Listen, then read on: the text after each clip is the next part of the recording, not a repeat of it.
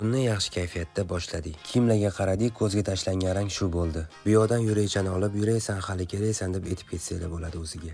Turk bardak choyi kichkinagina likopchasi, ya'ni bardakka xos o'ziga xos kichkina. Hozir bu joyni ko'rib o'zim uchun niyat qilib qo'ydim. Kelajakda ofis ochib bitta xona qilib qo'yish. Narsa tanlayotganda ozgina kayfiyatni ko'tarish uchun shunaqa tabassum bilan hazillashib turamiz.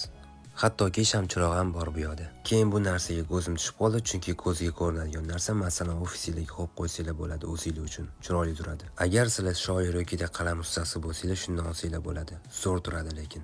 Yaxshi narsalarni o'ylash kerak. Bolalik paytimizda esladinglarmi? Bir-birimizga suv separ o'ynardik, har xil narsalarni olib. O'sha davrlar esimga tushib ketdi. Yaxshi kayfiyat bilan, tabassum bilan u kunlarni esladim.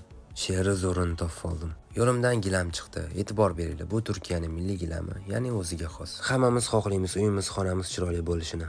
Agar bu joylardan sizlarga qaysi biri yoqqan bo'lsa, o'zingizlar uchun niyat qilib qo'yinglar va niyatingizga yetinglar. O'zim ham chiroyli niyatda sizlarga gapirdim buni.